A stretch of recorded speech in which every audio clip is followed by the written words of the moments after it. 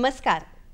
Doctor speak अंतर्गत आरोग्य संपदा या कार्यक्रमामध्ये आपणा सर्वांचं मनपूर्वक स्वागत. आपल्या आरोग्यविषयक जाणीवा समृद्ध व्हाव्यात यासाठी आपण आरोग्य संपदा या कार्यक्रमाचं आयोजन करत असतो.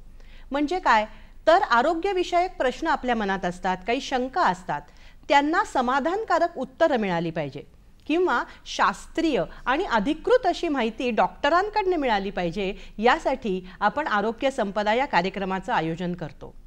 मग त्याच्यामध्ये विविध आजारांचे रोगांची चर्चा करतो. यामधलाच एक रोग किंवा आजार आहे तो म्हणजे ताप. अगदी साधा व्हायरल फीवर हाही आपल्याला माहिती आहे, तर डेंग्यू, मलेरिया किंवा चिकनगुनिया यांच्या लक्षणांमध्ये दिसणाराही ताप असतो. आणि सध्या वर्तमानपत्रामध्ये येलो फीवर अर्थात पीतज्वर या तापाबद्दलही आपण ऐकतोय, त्याचाही उल्लेख आपण ऐकतोय. मग हा पीतज्वर म्हणजे येलो फीवर म्हणजे नेमका काय, तो कशामुळे होतो, कुणाला होतो, कोणत्या भौगोलिक प्रदेशामध्ये होतो आणि तो जर झाला तर त्यावर प्रतिबंधात्मक उपाय काय करायचे, ही सगळी माहिती मिळवण्यासाठी आजच्या विशेष आरोग्य संपदा या कार्यक्रमाचं आपण आयोजन केलेलं आहे. आणि त्यासाठी तज्ञ डॉक्टरांनाही आपण निमंत्रित केलेलं आहे. डॉक्टर मंगेश ननावरे. नमस्कार डॉक्टर. आरोग्य संपदा कार्यक्रमामध्ये आपलं मनपूर्वक स्वागत. नमस्ते. डॉक्टर मंगेश ननावरे हे सहयोगी प्राध्यापक म्हणून कार्यरत आहेत.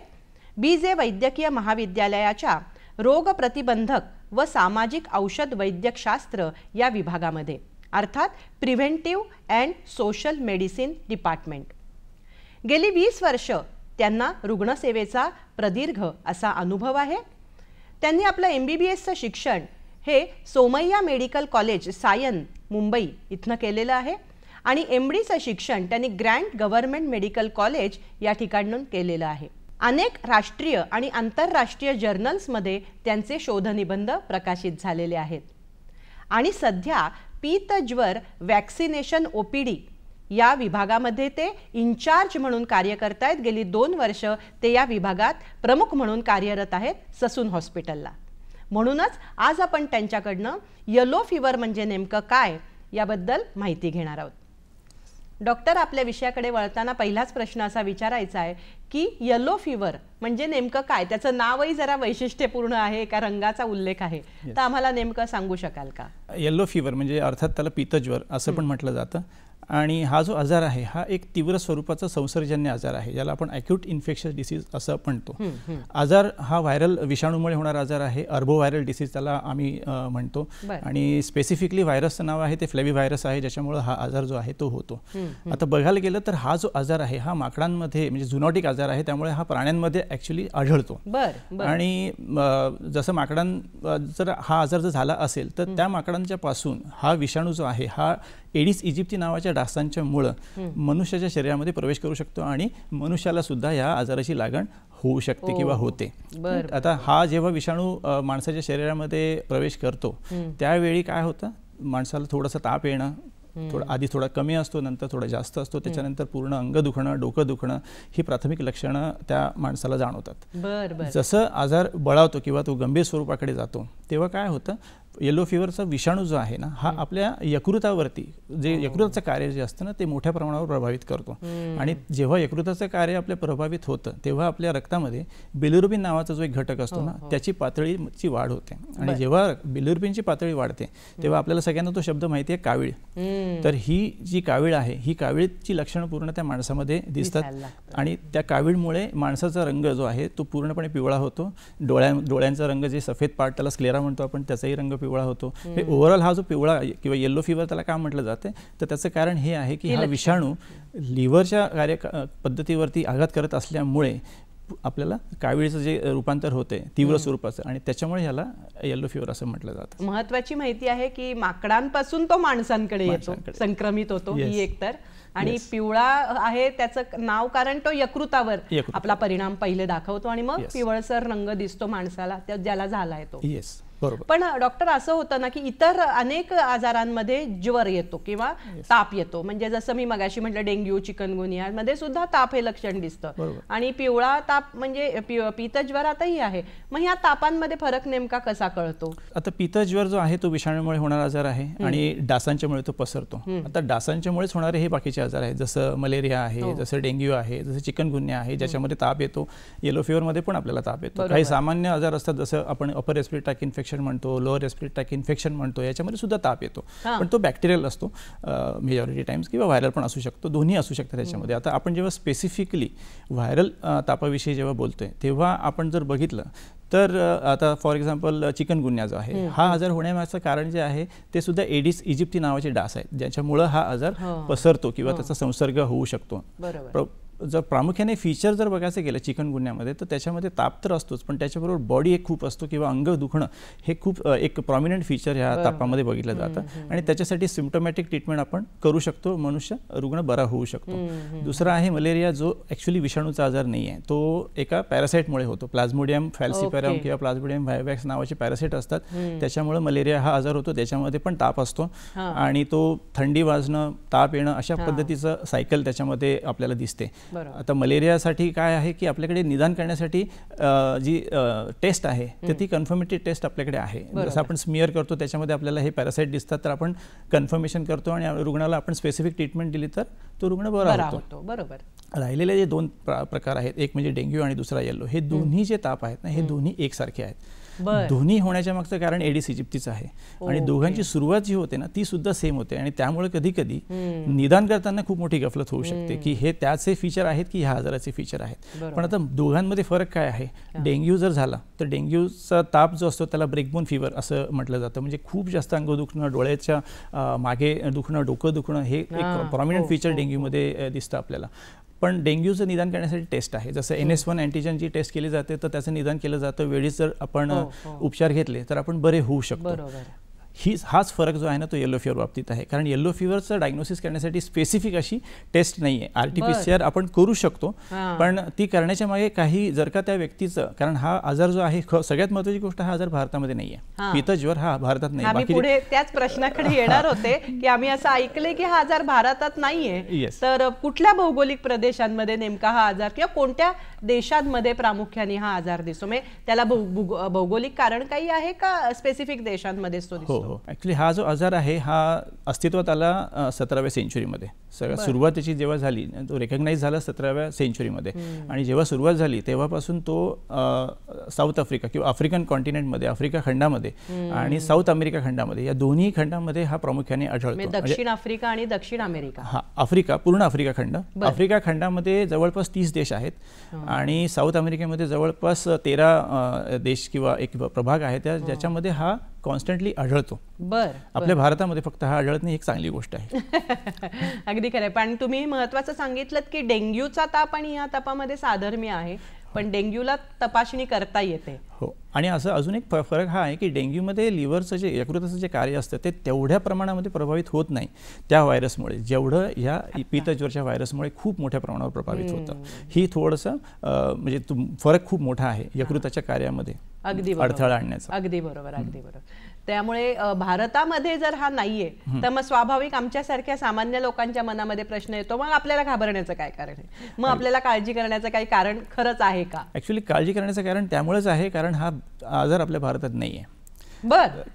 कारण आपल्या देशामध्ये जर का ह्या आजाराचा एक जरी रुग्ण आपल्याकडे आला तर ती खूप मोठी साथीचा रोग म्हणूनच डिक्लेअर केलं जाऊ शकतं. आता लोकांना घाबरण्याचं कारण का आहे ह्याच्याविषयी पण मी थोडं सांगेन. कारण का हा आजार पसरवण्यासाठी जे एडिस इजिप्ती नावाचे डास लागतात ते आपल्या भारतामध्ये मुबलक प्रमाणात आहेत, भरपूर आहेत. कारण त्याच्यामुळे डेंग्यू होतो, त्याच्यामुळे चिकनगुन्या होतो, ते आजार तर आपण ऐकतोच आहे. तर ते आजार आहेत, हेच डास हा येलो फीवरचा आजार सुद्धा पसरवतात. त्यामुळं हे व्हेक्टर आपल्या भारतात असल्यामुळे हा आजार आपल्या देशामध्ये येऊ शकतो, फक्त जर हा विषाणूंनी आपल्या भारतामध्ये जर प्रवेश केला तर. दुसरी गोष्ट काय आहे की आपल्या देशाचं जे वातावरण आहे, टेम्परेचर जे आहे ते या विषाणूच्या वाढीसाठी पोषक आहे. म्हणजे जो विषाणू डासांच्या शरीरामध्ये असतो तो 14 दिवसामध्ये त्याची वाढ होत असते, तर त्याच्यासाठी लागणारं वातावरण टेम्परेचर जे आहे 24 डिग्री सेंटीग्रेड लागतात आपल्या देशामध्ये आहे, त्यामुळे त्याची वाढ व्हायला काहीच हरकत नाहीये. आता विषाणूंची एंट्री आपल्या देशामध्ये होऊ शकते का ह्याच्याविषयी मी तुम्हाला सांगू शकतो. कारण आता जसं आम्ही लसीकरण 2 वर्ष झालं करतोय, तर आम्ही बघितले बऱ्यापैकी आपल्या भारतातले लोक या दोन्ही खंडामध्ये जात असतात. जसं आम्ही असं बघितलंय की मुलगा शिक्षण घेत असेल तर तो अमेरिकेमध्ये जातो, 2 वर्षासाठी तो प्रवास करत असतो, तिकडे राहत असतो, प्रवास करून जात असतो. तर तिथे पण अपॉर्च्युनिटी आहे की परत येताना इन्फेक्शन हे येऊ शकतं. दुसरी गोष्ट, बऱ्यापैकी कॉन्ट्रॅक्टर, पेंटिंग कॉन्ट्रॅक्टरची साधी माणसं जी असतात, मध्यमवर्गीय लोकसुद्धा आफ्रिका खंडामध्ये जाताना आम्ही बघितलेली आहेत. काही कंपनीमधले जे उच्चभ्रू लोक आहेत, जसे डायरेक्टर असतील, CEOज असतील, हे काही परिषद अटेंड करण्यासाठी सुद्धा या खंडामध्ये जात असतात, जे 2-3 दिवसासाठी जातात. एक गोष्ट मी ऑब्झर्व केली ती म्हणजे केनियामध्ये आपल्या भारतातले लोक बऱ्यापैकी जातात ऑगस्ट-सप्टेंबर या काळामध्ये. तिथे ना एक मसाई मारा नावाचा वाईल्ड लाईफ सफारी खूप फेमस आहे, तर तिथे खूप लोक जातात ते बघण्यासाठी. तर त्या ह्या लोकांच्यामुळे, जसं हे लोक जातात, प्रवास करतात, त्यांनी ती योग्य ती काळजी घेणं, जेणेकरून हा विषाणू आपल्या भारतात येणार नाही, हे खूप महत्त्वाचं आहे. फारच महत्त्वाची माहिती डॉक्टर तुम्ही देताय.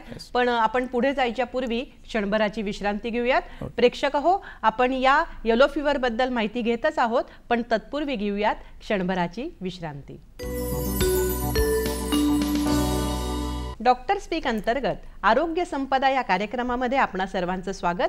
आपण चर्चा करतो येलो फीवर अर्थात पीतज्वर या आजाराबद्दल आणि आपण मार्गदर्शन घेतोय डॉक्टर मंगेश ननावरे या डॉक्टरांचं. डॉक्टर, तुम्ही महत्त्वाची माहिती दिलीत की भारतामध्ये जरी हा आढळला नाही तरी काळजी खूप घ्यायला पाहिजे, कारण भारतातली हवामान हे त्याला पोषक आहे आणि भारतातली मंडळी दक्षिण आफ्रिकेत किंवा दक्षिण अमेरिकेत ही वारंवार जात असतात, त्यामुळे ते कदाचित त्याचं संक्रमण आपल्यापर्यंत घेऊन येऊ शकतात. त्यामुळे आपल्या घाबरायचं नाही, असं आपण बिंदास राहण्यात काही अर्थ नाही. पुढचा प्रश्न असा लगेचच या संदर्भातच येतो की हा जो विषाणू आहे किंवा जे डास त्याचं संक्रमण करणार आहे, तो चावल्यानंतर साधारण याचा परिणाम दिसेपर्यंत किती कालावधी जातो? म्हणजे आता आज समजा तो डास चावला तर त्याच्यानंतर किती कालावधी असतो? जसा हा विषाणू संक्रमित डास आपल्या व्यक्तीला चावतो, तर तो प्रवेश केल्यानंतर त्याची वाढ होईपर्यंत किंवा त्याची लक्षणांमध्ये बदल म्हणजे शरीरामध्ये बदल होईपर्यंत लगभग एक 5 ते 6 दिवसाचा कालावधी हा लागतो, जेणेकरून आपली जे प्राथमिक लक्षणं जी असतात ती लक्षणं माणसामध्ये दिसायला लागतात. 5 ते 6 दिवस. 5 ते 6 दिवस. बरं, मग ते लक्षणांचा उल्लेख केलाच आहे, तर मग याच्यामध्ये कोणती लक्षणं दिसतात? अगदी साधी लक्षणं जसं तुम्ही मगाशी उल्लेख केलात की ताप किंवा अंगदुखी, पण अशापासून गंभीर लक्षणांपर्यंत असतात का आणि त्यात काही प्रकार आहेत का? लक्षणांमध्ये 3 टप्पे प्रामुख्याने दिसून येतात. सगळ्यात महत्त्वाची पहिला टप्पा असतो तो म्हणजे इन्फेक्शनची स्टेज, म्हणजे संसर्ग अवस्था. म्हणजे जसं संसर्ग तुम्हाला झालाय, व्हायरस तुमच्या शरीरामध्ये विषाणूंनी एंट्री केलेली आहे, तर सगळ्यात पहिली लक्षणं जी असतात ती म्हणजे ताप येणं असतं, तुम्हाला अंग दुखणं, थकवा जाणवणं, कोणाकोणाला नॉशिया होणं किंवा मळमळणं किंवा उलटी होणं, अशा पद्धतीची प्राथमिक लक्षणं पहिले एक 5 ते 6 दिवसापर्यंत ती राहतात. त्याच्यानंतर दुसरा जो टप्पा असतो त्याला रेमिशन स्टेज आम्ही म्हणतो. रेमिशन म्हणजे काय?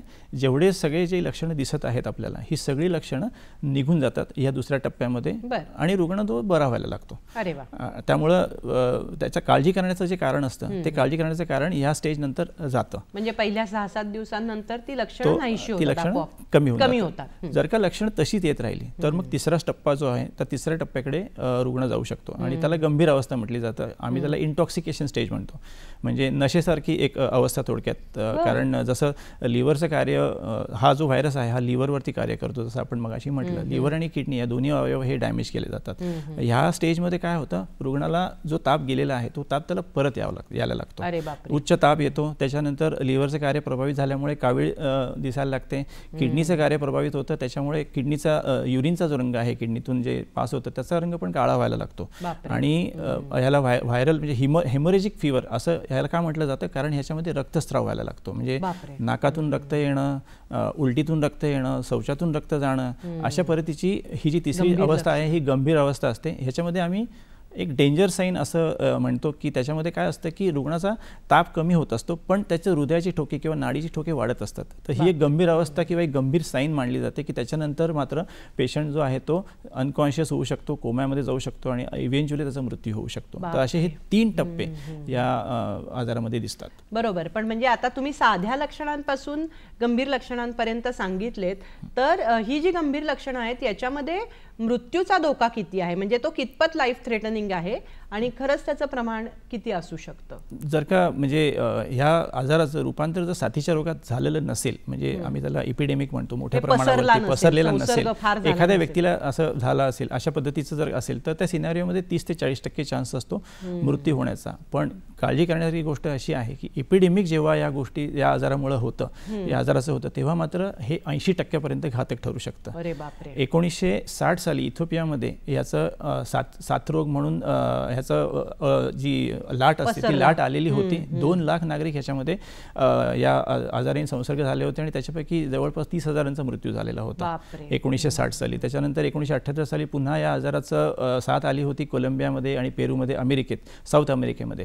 त्यामुळं साथ जर आली तर जे प्रमाण आहे मृत्यूचं ते प्रमाण मात्र वाढते. म्हणजे एका व्यक्तीपुरतं मर्यादित असेल तर तितकं लाईफ थ्रेटनिंग होत नाही, पण जर साथीमध्ये त्याचं रूपांतर झालं तर मात्र ते बऱ्यापैकी लाईफ थ्रेटनिंग आहे. आता मला एक विचारायचं आहे की जेव्हा ही लक्षणं जाणवतात आणि तो रुग्ण समजा आता डॉक्टरांकडे आला, तर या रोगाचं निदान करण्यासाठी जसं तुम्ही मगाशी म्हटलात की डेंग्यूला एक पर्टिक्युलर रक्ताची तपासणी आहे, पॅथॉलॉजिकल टेस्ट आहे, तर मग या येलो फीवरच्या बाबतीत अशी काही टेस्ट केली जाते का? काही निदानाचे इतर मार्ग आहेत? निदान करायचं असेल येलो फीवरचं तर मग सगळ्यात महत्त्वाची गोष्ट ही असते की त्या व्यक्तीचा या खंडामधला प्रवास, जे आपण म्हटलं ना आफ्रिका किंवा साऊथ अमेरिका, या खंडातला प्रवास त्याचा झालेला आहे का ह्याची हिस्ट्री पहिल्यांदा घेणं हे खूप महत्त्वाचं आहे. आणि त्याच्यानंतर आजार सुरू झाल्यापासून 10 दिवसामध्ये, म्हणजे सुलक्षणे दिसायपासून 10 दिवसामध्ये आपण RT-PCR नावाची जर टेस्ट केली त्या व्यक्तीची, तर त्याच्यामध्ये हा व्हायरस जो आहे ना, हा व्हायरस विषाणू आपण आयसोलेट करू शकतो.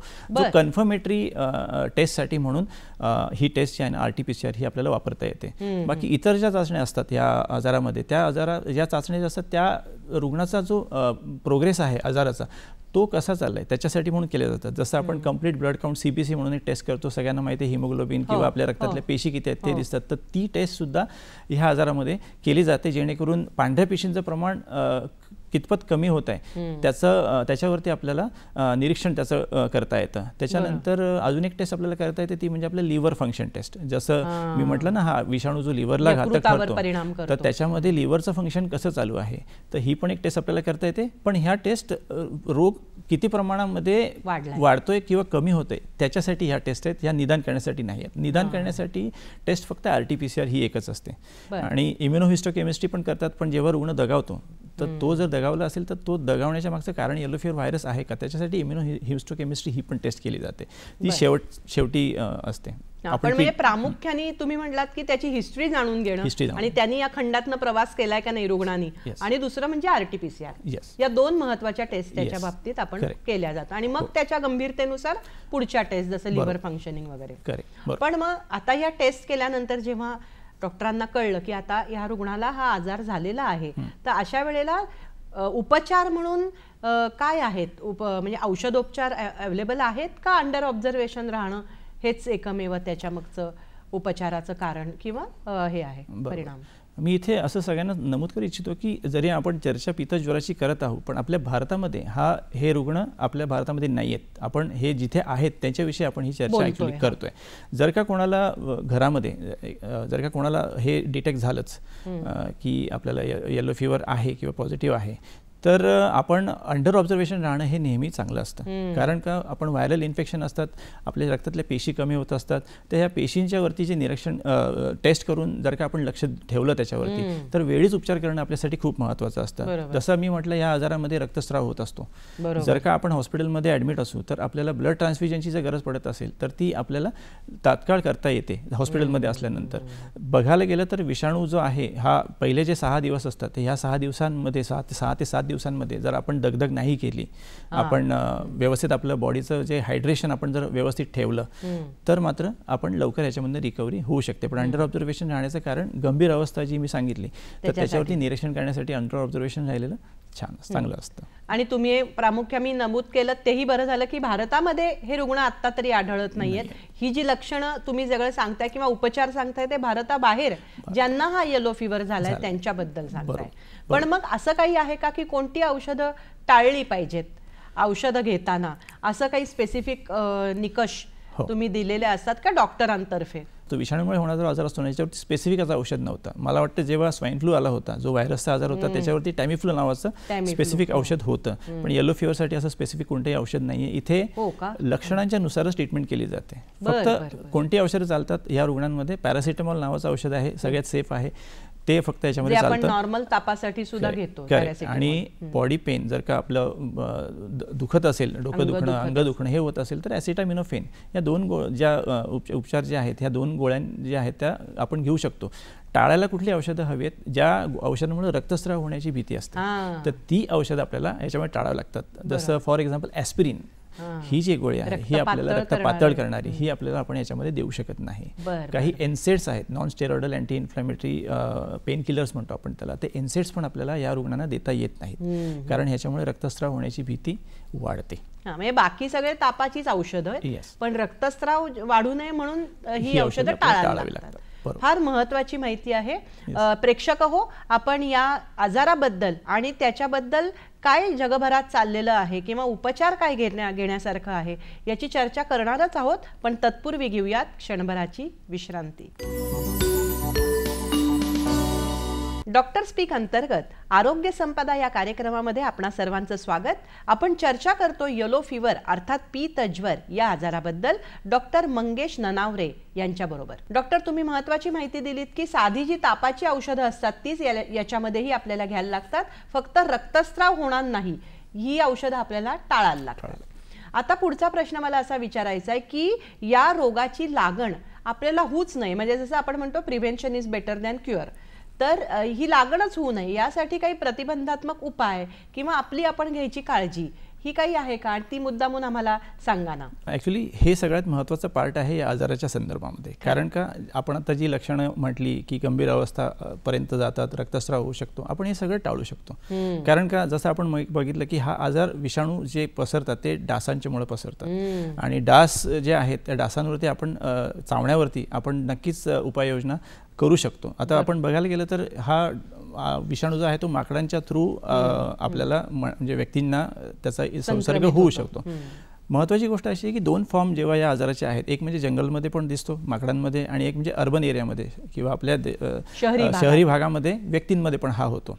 आता माकडांच्या मधला आजार तर आपण कमी करू शकणार नाही, पण आपण अर्बन भागातला नक्की कमी करू शकतो. आणि त्यासाठी सगळ्यात महत्त्वाची स्टेप म्हणजे काय की ब्रेक द ट्रान्समिशन चेन, म्हणजे जी डासांमुळे जी साखळी तयार होते तर ती साखळी तोडणं. मग त्यासाठी आपल्याला काय करता येतं? जसं डासांचे छोटा जो एकदम फॉर्म असतो त्याला लार्वे म्हणतो आपण, हे लार्वे जे असतात ना, हे लार्वे जिथे वाढतात ते वाढण्याची ठिकाणं अशी स्पेसिफिक आहेत जी म्हणजे काय नैसर्गिक किंवा कृत्रिमरित्या ज्या ठिकाणी पाणी साठतं त्या पाण्यामध्ये हे लार्वे जे असतात ना त्याची वाढ होत असते. जसं नारळाची शहाळी असतात, टायर असतात, तुटलेल्या बाटल्या असतात, त्याच्यामध्ये जे पाणी असतं ना त्याच्यामध्ये या लार्वेंची वाढ होत असते. जर का डासांची अंडी आपण म्हणू शकतो त्याला, अंड्याच्या थोडी पुढची स्टेज आहे. तर जर हे पाणी आपण तिथं साठू दिलं नाही किंवा ते रिकामं केलं तर हे जी अंडी किंवा जे लहान त्याचा जो पार्ट आहे मच्छराचा तो मोठा होण्यापासून आपण प्रतिबंध करू शकतो, जेणेकरून ते डासात रूपांतर त्याचं होणार नाही आणि त्यामुळे ते आपल्याला चावणार नाहीत.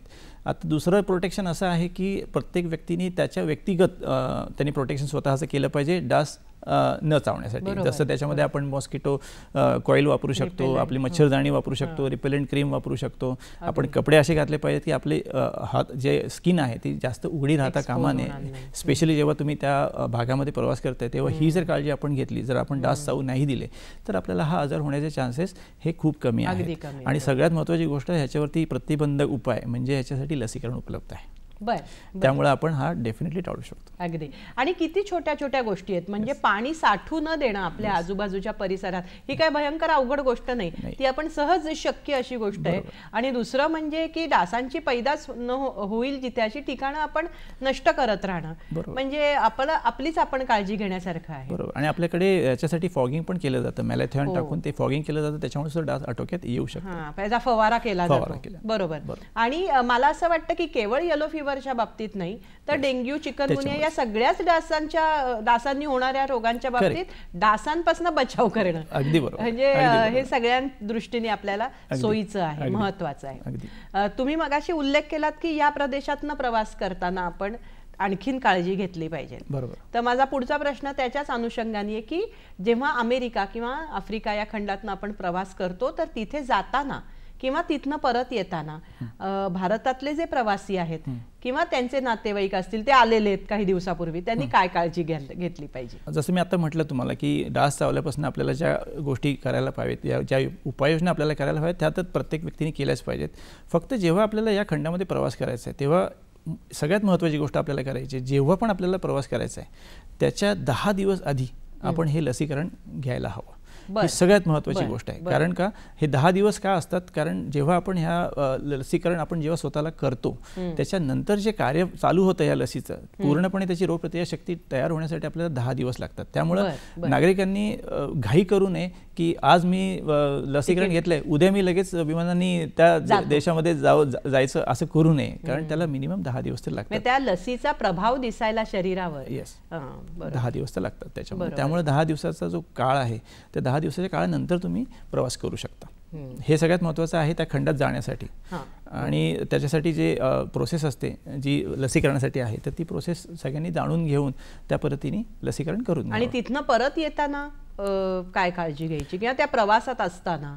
प्रवास जसं मी म्हटलं आता डासांच्या विरुद्ध जे आपल्याला करायला हवं तेवढी मात्र काळजी आपण घेतली पाहिजे. कसं आपल्याला डास चावू शकतात, आपण त्यावरती नियंत्रण करू शकत नाही. आपण आपल्याला स्वतःची काळजी जी आहे, जी आपण घेत आलो आतापर्यंत न होण्यासाठी, तर तीच आपल्याला तिथे घ्यायची आहे. बरोबर. आणि लसीकरण हे 100% इफेक्टिव्ह आहे त्याच्या विरुद्ध, त्यामुळे काळजी करायचं कारण नाही. मग आताची प्रतिबंधात्मक उपायामध्ये तुम्ही लसीकरण हा एक महत्त्वाचा अतिशय प्रभावी असा उपाय आम्हाला सांगितलात. तर ही लस म्हणजे नेमकी काय आहे, हिची अगदी सोप्या भाषेत ती नेमकं काय काम करते? 10 दिवसांनंतर तिचा प्रभाव सुरू होतो हे तुम्ही सांगितलं, पण नेमकी ती काय काम करते, कशी असते, हे सांगाल का? राईट. या लसीची थोडीशी हिस्ट्री सांगतो मी. लस जी आहे ती बाजारामध्ये किंवा मार्केटमध्ये WHO रिकग्नाइज केलं तिला 1938 सालापासून. तेव्हापासून ही लस जी आहे ती जगभरामध्ये मिळते. ज्या प्रवाशांना त्या आफ्रिका किंवा साऊथ अमेरिका खंडामध्ये जायचं आहे, प्रवास करायचा आहे, त्यांना आधी ही लस घ्यायची असते. आता ही लस काय असते? हिला 17D असं म्हणतात. 17D हे एक लाईव्ह विषाणू आहे त्या लसीमध्ये. तो जिवंत विषाणू आहे. फक्त त्याला चिक एम्ब्रिओमध्ये त्याला ग्रोन करून त्याचं जी आजार करण्याची जी वृत्ती आहे ती कमी केलेली आहे. ती फक्त रोगप्रतिकारशक्ती करण्यापुरतीच तो विषाणू जिवंत आहे. आणि तो विषाणू जो आहे तो फ्रीज ड्राईड, म्हणजे ही लस जी आहे ती फ्रीज ड्राईड पावडर या स्वरूपामध्ये आपल्याला उपलब्ध असते. आणि त्याच्यामध्ये स्टराईल नॉर्मल सलाईन हे आपण मिक्स करतो किंवा रिकन्स्टिट्यूट करतो. आणि रिकन्स्टिट्यूट केल्यानंतर अर्ध्या तासाच्या आतमध्ये आपल्याला ही लस जी आहे ही लस घ्यावी लागते. अर्ध्या तासाच्या पुढे आपल्याला ही लस देता येत नाही. आणि देण्यासाठी म्हणजे ह्याच्यामध्ये डोस जे असतात त्या लसीची जी वायल असते त्या वायलमध्ये 2 डोसची पण वायल असते, 5 डोसची पण वायल येते आणि 10 डोसची पण वायल येते. आणि एकदा ओपन केल्यानंतर अर्ध्या तासात घ्यायची. हो, म्हणजे आता जर 2 व्यक्ती असतील तरच ती लस 2 डोसची आपल्याला उघडता येते, त्याशिवाय आपल्याला ती उघडता येत नाही. आणि 1 डोस घेण्यासाठी आपल्याला एक 300 रुपयाचा फक्त चार्ज ह्याच्यासाठी पडतो, जो सरकारी ठरवलेला आहे. परत एकदा नाव सांगता? 17D. प्रेक्षकांनी पण याची नोंद घेतली पाहिजे की येलो फीवर साठी जी लस उपलब्ध आहे तिचं 17D असं नाव आहे. आणि ती सगळ्या वैद्यकीय म्हणजे याच्यामध्ये उपलब्ध आहे आपल्याला हॉस्पिटल्समध्ये, शासकीय रुग्णालयामध्ये ती उपलब्ध आहे. म्हणजे जे गव्हर्नमेंट ऑफ इंडियाने आपल्या जवळपास 22 राज्यांमध्ये 60 ठिकाणी याचे अधिकृत केंद्र आहेत, ज्याच्यामध्ये ही लस आपल्याला मिळते. आता पुण्यामध्ये आपल्याला BJ medical college Sassoon general हॉस्पिटलमध्ये ही लस आपल्याला मिळते. वा. पण एक छोटासा उपप्रश्न येतो की इतक्या ही उपलब्धता असून सुद्धा अमेरिकेला जाणारे लोक किंवा येणारे लोक घेतात का तितक्या प्रमाणात ही लस? ऍक्च्युली काय होतं की जेव्हा ह्यांना जायचं असतं, या लोकांना जेव्हा प्रवास करायचा असतो तेव्हा व्हिसा प्रोसेसमध्ये काही वेळा येलो फीवर वॅक्सिनेशनचं कार्ड त्यांना मागितलं जातं आणि त्यामुळं त्यांना ते घ्यावंच लागतं. कारण हे आंतरराष्ट्रीय म्हणजे आपल्या पूर्ण इतर देशांमध्ये सुद्धा ह्याला रेकग्नाइज केलं गेलेलं आहे. त्यामुळे ही पूर्ण प्रचलित आहे. त्यामुळे ह्या व्यक्तींना त्याच्याशिवाय जाता येत. मग पुढे आता मला एक विचारायचं आहे की लस तर घेतली पाहिजे असं तुम्ही सांगितलं, पण कुणी घेऊ नये असे काही निकष आहेत का? की बाबा या शारीरिक अवस्थेत एखादा माणूस असेल तर त्यांनी ती घेणं योग्य नाही, इष्ट नाही, असं काही असतं का? हो, आहे. असे काही लोकांना ही लस देता येत नाही. तसं सगळ्यात महत्त्वाचं म्हणजे ॲब्सोल्यूट कॉन्ट्राइंडिकेशन जे आहे ते त्या व्यक्तीला आहे ज्यांना एकची ॲलर्जी आहे. अंड्याची ॲलर्जी ज्या व्यक्तीला आहे त्याला ही लस देता येत नाही. चिकन प्रोटीन्सची ॲलर्जी आहे किंवा जिलेटिनची ॲलर्जी आहे त्या व्यक्तींना ही लस अजिबात देता येत नाही. दुसरं म्हणजे गरोदर माता जर असतील किंवा येणाऱ्या 2 आठवड्यामध्ये त्या गरोदर राहू शकणार असतील तर त्या मातांना सुद्धा ही लस आपल्याला देता येत नाही. आणि तिसरं म्हणजे 9 महिन्यापेक्षा कमी वय असलेली बालकं, ह्या तिघांना आपल्याला ही लस देता येत नाही. अजूनही काही म्हणजे प्रकार आहेत ज्याच्यामध्ये आपल्याला ही लस देता येत नाही. ते म्हणजे HIV संक्रमित रुग्ण जर असेल किंवा त्यांना एड्स झालेला असेल तर त्यांना ही लस आपल्याला देता येत नाही. दुसरी गोष्ट, जर कॅन्सर झालेला असेल किंवा कॅन्सरमुळे जर रेडिएशन थेरपी चालू असेल किंवा किमोथेरपी चालू असेल तर अशा व्यक्तींनाही आपल्याला ही लस देता येत नाही. कोणत्याही आजारामुळे जर का व्यक्तीची स्टिरॉइडची ट्रीटमेंट चालू असेल तर त्या व्यक्तींना सुद्धा आपल्याला येलो फीवरची लस देता येत नाही. त्याच्यानंतर लिव्हरचे आजार असतील, यकृताचे आजार किंवा किडनीचे आजार असतील तर अशा लोकांना सुद्धा आपल्याला ही लस देता येत नाही. काही व्यक्तींना ऑर्गन ट्रान्सप्लांट प्रत्यारोपण, अवयव प्रत्यारोपण करतात तर त्या लोकांना सुद्धा ही लस आपल्याला देता येत नाही. तर हे काही असे म्हणजे गोष्टी आहेत की ज्या व्यक्तींना आपल्याला झाले असेल तर त्यांना आपल्याला ही लस देता येत नाही. काही वेळा काही व्यक्तींमध्ये ही पोस्टपोन करावी लागते.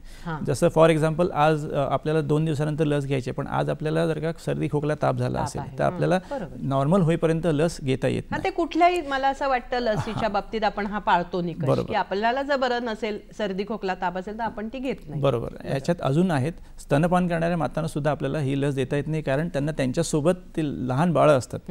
त्यामुळं जोपर्यंत बाळ मोठं होत नाही किंवा 9 महिन्याच्या पेक्षा जास्त वयाचं होत नाही तोपर्यंत त्यांना लसीकरण आपण देऊ शकतो. त्याचवेळी आपण स्तनपान करणाऱ्या मातांना पण हे देऊ शकतो, म्हणून त्यांनाही पोस्टपोन करावं लागतं. त्याच्यानंतर 60 वर्ष वय पेक्षा जास्त असलेली जर व्यक्ती असेल, ज्याच्यामध्ये रक्तदाब आहे किंवा साखर आहे, असे आजार असतील तर ते नॉर्मल असतील, दोन्ही गोष्टी साखरेचं वरती नियंत्रण आहे व्यवस्थित, तरच आपण त्यांना लसीकरण देऊ शकतो. अन्यथा ते नॉर्मल होण्यासाठी जी ट्रीटमेंट आहे ती त्यांनी करून मग ते लसीकरणासाठी येऊ शकतात. अशा प्रकारे ही लस जी आहे ती आपण देऊ शकतो किंवा टाळता येते काही लोकांसाठी. म्हणजे लसीकरण घेतलं तर पाहिजेच, पण ते कुणी करू शकत नाहीत हे सुद्धा बरीच मोठी आहे. बरोबर. कारण हा लाईव्ह विषाणू आहे आणि लाईव्ह विषाणू काय असतो की तो आपल्या शरीरामध्ये रोगप्रतिकारक तयार करत असतो.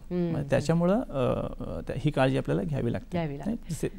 प्रेक्षक हो, या संदर्भातली अधिक माहिती आपण जाणून घेणारच आहोत, पण तत्पूर्वी घेऊयात क्षणभराची विश्रांती. डॉक्टर स्पीक अंतर्गत आरोग्य संपदा या कार्यक्रमामध्ये आपणा सर्वांचं पुन्हा एकदा स्वागत. आपण चर्चा करतो येलो फीवर या आजाराबद्दल डॉक्टर मंगेश ननावरे यांच्याशी. डॉक्टर, तुम्ही सांगितलं की लसीकरण केलं पाहिजे आणि ती गरज आहे, पण ती कुणी घेऊ नये ही आम्हाला यादी तुम्ही सांगितलीत. आता मला एक सांगा की लहान मुलं किंवा आता तुम्ही म्हटलात की वृद्ध व्यक्तींच्याही बाबतीत आपण बोललो 60 वर्षाच्या वरच्या, तर यांच्याबाबत ही लस सुरक्षित आहे का? ही लस जी आहे ही जरी आपण लहान मुलांना दिली, म्हणजे 9 महिन्यापेक्षा वय ज्यांचं जास्त आहे त्यांना दिली किंवा 60 वर्ष वयापेक्षा जास्त असणाऱ्या वृद्धांना जरी दिली तरी ती सुरक्षित आहे. त्याचे कोणतेही साईड इफेक्ट काही आढळून येत नाहीत किंवा आम्हाला आढळलेले नाही आहेत आतापर्यंत इथे, त्यामुळे ते अत्यंत सुरक्षित आहे. आणखी एक छोटा प्रश्न असा येतो की कोरोनाच्या वेळेला आपण जेव्हा लस घेतली त्यावेळेला त्याचे इफेक्ट आपल्याला नंतर 2 दिवस जाणवत राहिलेले होते आणि वेगवेगळ्या प्रकारचे प्रत्येकाला जाणवलेले, काही कॉमन असतील तरी काही गंभीरता त्याची कमी जास्ती होती. तर ह्या येलो फीवरचं जे वॅक्सिनेशन आपण घेतो, लस घेतो, त्याच्यानंतरच काय परिणाम आपल्याला दिसतात, रुग्णाला दिसतात? येलो फीवरची लस जसं आता मी म्हटलं तशी खूप सुरक्षित आहे घेण्यासाठी. त्याच्यामध्ये कोणतेही साईड इफेक्ट नाही आहेत. कोणते साईड इफेक्ट होऊ शकतात, जसं आता आपण आज लस घेतली तर ज्या ठिकाणी आपण लस घेतलेली आहे त्या ठिकाणी थोडंसं लाल होणं किंवा दुखणं हे स्वाभाविक असतं, ते सगळ्यांनाच होतं, ते थोड्या वेळ जाणवतं. काही 2 ते 5% लोकांना 10 दिवसापर्यंत थोडं हात दुखणं किंवा थोडासा ताप येणं हे पण लक्षणं काही लोकांना जाणवू शकतात. गंभीर लक्षणं या म्हणजे या लसीकरणाची नाहीच आहेत. पण जर झाली तर त्याचं प्रमाण किती आहे तर ते पण सांगतो मी तुम्हाला. म्हणजे जसं ॲलर्जी जी आहे या लसीमुळे जी होऊ शकते तर ती 50,000मध्ये एका व्यक्तीला होऊ शकते, जे खूपच म्हणजे कमी आहे. कोणाकोणाला न्यूरोलॉजिकल रिॲक्शन या वॅक्सिनमुळे पण होते, पण ती होण्याच्या मागचं प्रमाण पण 1.25 लाखामध्ये एका व्यक्तीला आहे. एकदमच लाईफ थ्रेटनिंग किंवा जीव घेणं असं या लसीमुळं घडलेलं नाही, पण घडण्याचे चान्सेस जे नमूद केलेले आहेत ते 3 लाखामध्ये एकाला आहे, जे म्हणजे खूपच कमी आहे. आता आम्ही जेव्हा लसीकरण करतो तेव्हा आम्ही काय करतो, जेव्हा एखादा रुग्ण बेनिफिशरी, रुग्ण नाही म्हणणार त्याला, बेनिफिशरी आपण म्हणू, तो जेव्हा येतो तेव्हा लसीकरण केल्यानंतर त्याला तिथेच अर्धा तास ते 45 मिनिटं आपण थांबवून ठेवतो. का थांबवून ठेवतो आपण? कारण त्याच्यामध्ये आपण ही जी लक्षणं आहेत ह्या लक्षणांचं ऑब्झर्वेशन आपण करतो. आता आम्ही जेव्हा हे ऑब्झर्वेशन करत आलो आहे तेव्हा आम्हाला असं काही निदर्शनास आलेलं नाही आहे. हां, थोडंसं लाल होणं, दुखणं हे सगळ्यांना स्वाभाविक आहे, ते सगळ्यांनाच होतं, पण त्याच्या व्यतिरिक्त आम्हाला कुठेही साईड इफेक्ट असे काही आम्हाला दिसलेले ह्याच्यामध्ये नाही. आता तुम्ही मगाशी एका प्रश्नाचं उत्तर देताना असं सांगितलं की 10 दिवस साधारण या लसीचा परिणाम व्हायला लागतो, ते दिसायला प्रभाव, पण मग ह्या लसीचा परिणाम पुढे किती कालावधीपर्यंत इफेक्टिव्ह, म्हणजे ही लस किती कालावधीसाठी इफेक्टिव्ह असते? आता जसं आपण एकदा लसीकरण केलं याचं, तर ही लस एकच लसीचा जे परिणाम आहे तो आपल्या आयुष्यभरासाठी आहे. अरे वा, म्हणजे एकदाच लसीकरण करायचे. जर तुम्हाला आफ्रिका खंडामध्ये तुम्ही 4 वेळा पण जाऊ शकता, तुम्ही 10 वेळा पण जाऊ शकता, अमेरिकेत जाऊ शकता, फक्त एकदा लसीकरण घेतल्यानंतर. फक्त ह्याच्याविषयी डिटेल माहिती मी थोडीशी सांगू इच्छितो लोकांना, कारण 2017च्या आधी जेव्हा हे लसीकरण केलं जात होतं तेव्हा अशी पद्धत होती की एक लसीकरणची व्हॅलिडिटी 10 वर्षासाठी होती. म्हणजे तुम्हाला जेव्हा ते कार्ड दिलं जायचं वॅक्सिनेशन केल्यानंतर, जे इंटरनॅशनली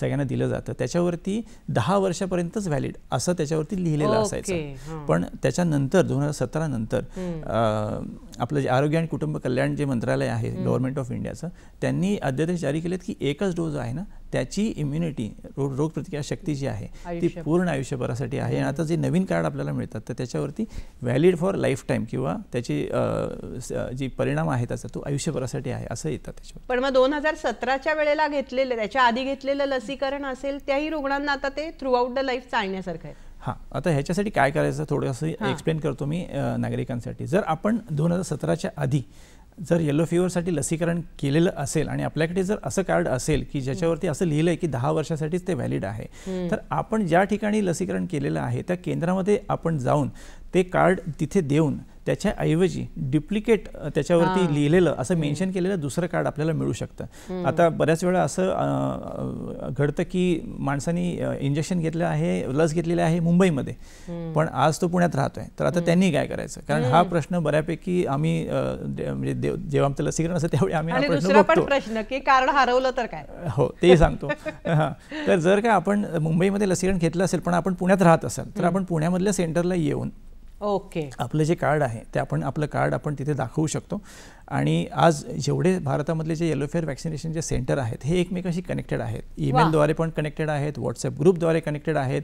तर आपण जर खरंच म्हणजे आपलं जे कार्ड आहे तर ते फक्त आम्ही व्हेरीफाय करण्यासाठी त्या सेंटरला पाठवतो. मग तो अगदी कलकत्तामध्ये जरी घेतलेला असेल किंवा कोचीनमध्ये जरी घेतलेलं असेल तरी आम्ही तिकडे ते कार्ड पाठवून त्यांच्या रजिस्टरमध्ये ती एंट्री आहे का ही आम्ही चेक करतो. आणि चेक केल्यानंतर त्यांच्याकडनं जेव्हा रिमार्क येतो तेव्हा आम्ही नवीन कार्ड पुण्यामध्ये जरी तो व्यक्ती असेल तरी त्यांना आपण इश्यू करू शकतो. आणि हे सगळं जी प्रोसेस आहे ही सगळी प्रोसेस गव्हर्नमेंट ऑफ इंडियाचे हे जे मंत्रालय आहे त्यांच्या थ्रू त्यांनासुद्धा ह्याची माहितीची असते ती अवगत केली जाते. आणि ऑल एअरपोर्ट ऑफिसर जे असतात त्यांनासुद्धा ह्याची माहिती दिली जाते, जेणेकरून त्या व्यक्तीचा जो प्रवास जेव्हा तो करेल तेव्हा तिथे त्याची माहिती उपलब्ध असेल. म्हणजे हे नेटवर्किंग इतकं व्यवस्थित असल्या कारणाने जरी तुम्ही कुठेही केलेलं असेल वॅक्सिनेशन तरी तुम्हाला काही प्रश्न येणार नाही. आणि जर 2017 पूर्वी केलं असेल तर तुम्ही जाऊन ते कार्ड बदलून घेऊ शकता. सपोज एखाद्याने 2024 मध्ये वॅक्सिनेशन घेतलंय, त्याच्यावरती 2014 मध्ये घेतलंय तर ते 2024 पर्यंत व्हॅलिड असेल. 2024ला तुम्ही ते करू शकता. म्हणजे आता जर का तुम्हाला 2015ला घेतलं असेल तर 2025 मध्ये तुम्ही हे करू शकता, कारण आता त्या कार्डची व्हॅलिडिटी चालू आहे. त्यामुळे आता आपल्याला ते बदल करायची काही गरज नाही. आणि डुप्लिकेट कार्ड जर हवं असेल तर त्याच्यासाठी थोडे नॉमिनल चार्जेस असतात. जसं तुम्ही पहिल्यांदा जर ते करत असाल, डुप्लिकेट जेव्हा आपल्याला कार्ड हवं असेल तर तेव्हा पहिल्यांदा जर आपण घेत असाल तर आपल्याला 150 रुपये चार्ज लागतात. दुसऱ्यांदा जर घेत असाल तर मग ते 300 रुपये आहे. आणि तिसऱ्यांदा घेत असेल तर 600 रुपये आहे. ॲक्च्युली हे कार्ड हरवलं तर जास्त करून लागू पडतात नवीन कार्ड घेण्यासाठी. पण आता ती प्रोसेस काय आहे ते तुम्हाला सांगतो. जर एखाद्याने व्यक्ती अशी ॲक्च्युली होऊ नये, कारण आपण जर कार्ड घेतलंय वॅक्सिनेशन कार्ड तर ते आपण हरवू नये, ते घाळ होऊ देऊ नये. पण जर झालं, खरं महत्त्वाची कागदपत्र आपण जपून ठेवणं ही आपली जबाबदारी आहे. येस, म्हणजे आधार कार्ड नंतर हे कार्ड जे आहे ना हे खूप महत्त्वाचं आहे, जे वॅक्सिनेशन कार्ड आपण देतो, कारण ते आंतरराष्ट्रीय आहे. बरोबर की नाही? तर हे जर कार्ड आपल्याला हरवलं तर प्रोसेस अशी असते की आपल्याला पोलीस स्टेशनमध्ये जाऊन इन्फॉर्म करावं लागतं आणि त्याच्यासाठी आपल्याला FIR दर्ज करावं लागतं. आणि कारण हे खूप महत्त्वाचं डॉक्युमेंट आहे आंतरराष्ट्रीय स्तरावरती. आणि तो जो FIR केलेला आहे त्याचा जो रिपोर्ट आहे तो रिपोर्ट आणि आपला अर्ज आपल्याला केंद्रामध्ये, लसीकरण केंद्रामध्ये नेऊन द्यायचा असतो. आणि तो दिल्यानंतर मग जर आपण त्या सेंटरमध्ये जर लसीकरण केलं असेल तर आपली माहिती जी आहे ती रजिस्टरमध्ये बघून व्हेरीफाय करून आपल्याला दुसरं कार्ड दिलं जातं. जर का दुसरीकडे आपण वॅक्सिनेशन घेतलं असेल तर आपली नाव, आपलं जे पासपोर्ट नंबर किंवा आपण कोणत्या वर्षी वॅक्सिनेशन घेतलं ही माहिती आपण त्या केंद्राला पाठवून आपलं नाव रजिस्टरमध्ये त्या दिवशीसाठी आहे का की आपण वॅक्सिनेशन घेतले ते बघून मग आपण दुसरं कार्ड आपण देतो. पण एवढं सगळं टाळणं तर बरं आहे आपण जर का ते कार्ड व्यवस्थित ठेवलं तर. अगदी महत्त्वाचं आहे. प्रेक्षक हो, आपण या आजाराबद्दल अजूनही माहिती घेणार आहोत, पण तत्पूर्वी घेऊयात क्षणभराची विश्रांती. डॉक्टर स्पीक अंतर्गत आरोग्य संपदा या कार्यक्रमामध्ये पुन्हा एकदा आपणा सर्वांचं स्वागत. आपण चर्चा करतोय डॉक्टर मंगेश ननावरे यांच्याशी येलो फीवर या संदर्भात. डॉक्टर, आम्हाला एक प्रश्न मनामध्ये येतो की याच्यापासनं एक्झम्पशन कुणाकुणाला आहे, म्हणजे कुणाकुणाला त्यातनं सूट मिळू शकते लसीकरणातनं, त्याचे काही निकष असू शकतात? एक्झम्पशन सर्टिफिकेट हा सुद्धा एक पर्याय लसीकरण केंद्रावरती उपलब्ध असतो. जेव्हा आपण ही लस कुणी घेऊ नये याच्यामध्ये जे आपण वेगवेगळे जे पॅरामीटर्स बघितले, जसं आपल्याला अंड्याची ॲलर्जी असेल, गरोदर माता असतील तर त्यांना आपण हे लस देऊ शकत नाही, तर त्याच्यामध्ये एक्झम्पशन सर्टिफिकेट आपण इश्यू करू शकतो जर का आपल्याला तातडीचं जाणं जर आहे तर. ओके. आता हे एक्झम्पशन सर्टिफिकेट म्हणजे काय? कारण त्याचा अर्थ असा नाही आहे की आता आपल्याला येलो फीवर हा आजार होणार नाही. आपल्याला आजार होण्याची भीती इनफॅक्ट एक्झाम सर्टिफिकेटमुळे जास्त आहे. फक्त एक्झामिशन का दिलंय आपल्याला? त्या कंडिशनमुळे आपल्याला एक्झामिशन दिलंय.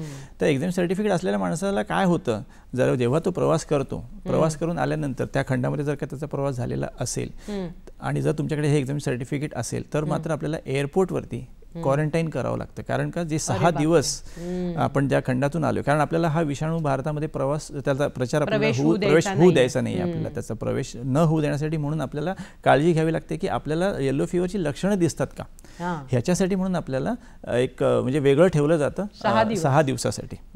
आणि ते एक्झाम सर्टिफिकेट जर असेल आपल्याला तर ते 6 दिवस. आता काय होतं, कधी कधी लोक असं विचार करतात की नाही मला व्हॅक्सिनच त्याच्यामुळे हवंय लस घ्यायची, पण आपण आपल्या त्या गोष्टींमुळे जे आपल्याला आजार असेल त्याच्यामुळे आपल्याला घेता येत नाही, तर त्याच्यामुळे आपल्याला एक्झामिनेशन सर्टिफिकेट हे घ्यावं लागतं.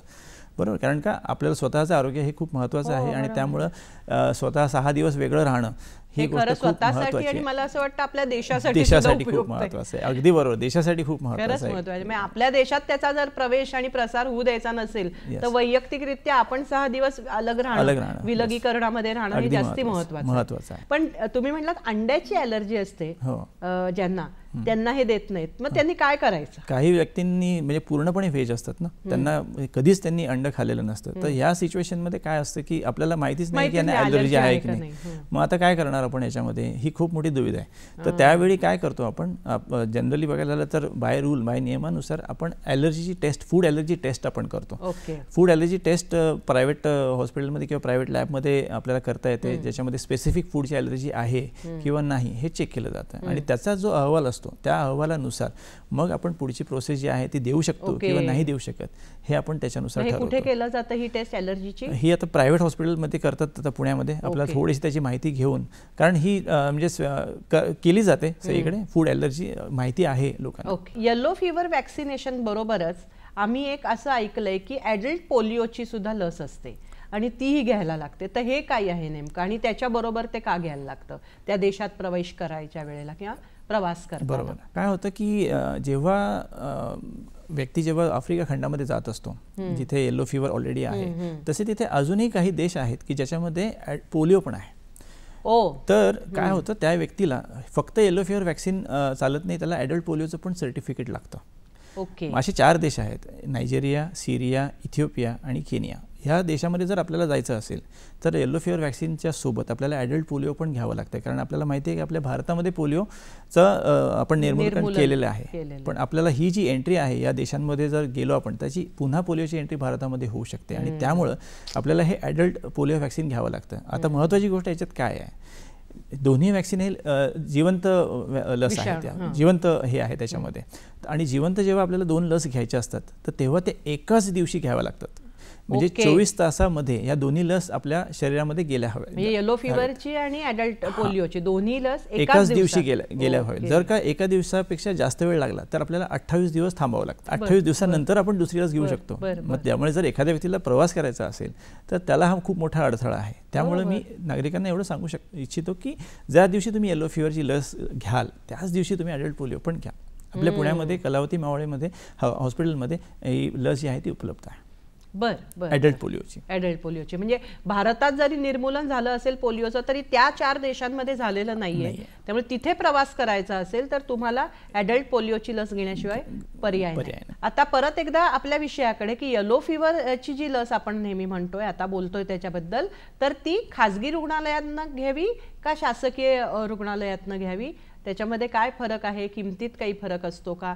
आणि नागरिकांना सहज सोपी उपलब्धता कुठे आहे? जसं आपलं गव्हर्नमेंट ऑफ इंडियाचं हे जे मंत्रालय आहे ज्याच्यामध्ये त्यांनी काही सेंटर जे आहेत ते अधिकृत केलेले आहेत. म्हणजे जसं मी म्हटलं 22 राज्य आहेत आपल्या देशामध्ये. जे 22 राज्यांमध्ये 60 केंद्र त्यांनी जी आहेत ना ते अधिकृत केलेली आहेत. जी अधिकृत केलेली आहेत तर ह्या केंद्रामध्येच आपण लसीकरण हे घ्यायला हवं आहे. कारण का? कारण ह्या केंद्रामधली जी पूर्ण जी प्रोसेस आहे ती पूर्ण प्रोसेस एक डिपार्टमेंट जे आपलं गव्हर्नमेंट ऑफ इंडियाचं आहे आरोग्य आणि कुटुंब कल्याण हेच कार्यान्वित करत आहे. म्हणजे लस घेण्यापासून सर्टिफिकेट देण्यापासून जे प्रक्रिया राबवली जाते ती त्यांच्या आदेशानुसार राबवली जाते. जसं ह्या पद्धतीचं कार्ड आपल्याला मिळतं. इथे तुम्हाला दिसतं, इथे आंतरराष्ट्रीय लिहिलेलं आहे, हिंदीमध्ये इंग्लिशमध्ये आहे, याच्यामध्ये बरेच स्टॅम्प्स आहेत. तर हे सगळे प्रत्येक सेंटरचे सेम आहेत. त्यामुळं ह्या सेंटरमधूनच आपल्याला ही लस घ्यायला हवी आहे. 22 राज्यांमध्ये 60 सेंटर आहेत. 22 राज्यांमध्ये 60 सेंटर टोटल आहेत. आपल्या स्पेसिफिकली महाराष्ट्राचं सांगायचं झालं तर आपल्या महाराष्ट्रामध्ये 10 सेंटर आहेत. एक सेंटर पुण्यात आहे आपलं BJGMC ससून हॉस्पिटल, दुसरं नागपूरमध्ये आहे आणि उरलेली 8 आहेत ना ती सगळी मुंबईमध्ये आहेत. अरे वा. तर ह्या ठिकाणी आपल्याला हे लसीकरण आपल्याला मिळू शकतं आणि 10 दिवस प्रवास करायच्या आधी आपण हे घ्यायला हवं. आणि तुम्ही दाखवलं ते सर्टिफिकेट. आणि प्रायव्हेटमध्ये आपण ही लस घेऊ शकत नाही कारण प्रायव्हेटला हे ऑथोराइज नाही आहे. आपल्याला जर लस घ्यायची आहे तर गव्हर्नमेंटने ज्यांना अधिकृत केलेलं आहे त्या सेंटरमधूनच ही लस घ्यायला. आपल्या सामान्य प्रेक्षकांसाठी जे ग्रामीण, शहरी, सुशिक्षित, अशिक्षित सगळ्या स्तरातले आपले प्रेक्षक असतात, जास्तीत जास्त लोकांपर्यंत या विषयाची उपयुक्तता पोहोचण्याच्या दृष्टीने तुम्ही आमच्या प्रेक्षकांना काय संदेश देऊ इच्छिता? आपल्या देशामध्ये पीतज्वरचा विषाणू नाही, त्यामुळे पीतज्वरचा आजारही नाही आणि प्रत्येक भारतीय नागरिकाची हे एक कर्तव्य आहे की आपल्याला हा विषाणू आपल्या भारतामध्ये येऊ द्यायचा नाही आहे. आणि ह्याच्यासाठी जे उपलब्ध आहे ते म्हणजे लसीकरण.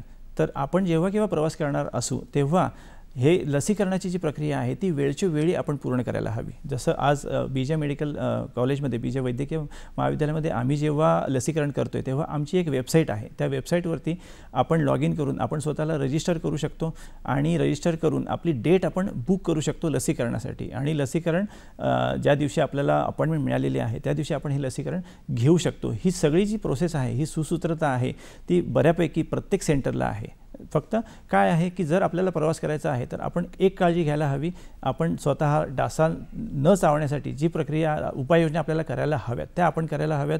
लसीकरण वेळच्या वेळी घ्यायला हवं. कार्ड जे आहे ते कार्ड गहाळ होऊ देता कामा नये. आपलं जे गव्हर्नमेंट आहे किंवा गव्हर्नमेंट ऑफ इंडियाचं जे मंत्रालय आहे आरोग्य आणि कुटुंब कल्याण, हे खूप छान काम करत आहे हा आजाराचा विषाणू भारतात न येण्यासाठी.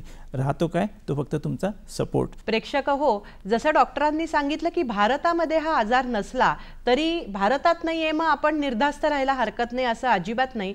कारण वेळोवेळी भारतातले अनेक नागरिक हे आफ्रिका आणि अमेरिका या खंडामध्ये फिरत असतात, प्रवासासाठी जात असतात आणि तिथे जाताना आणि तिथनं परत भारतामध्ये येताना या रोगाची साथ ते घेऊन येऊ शकतात.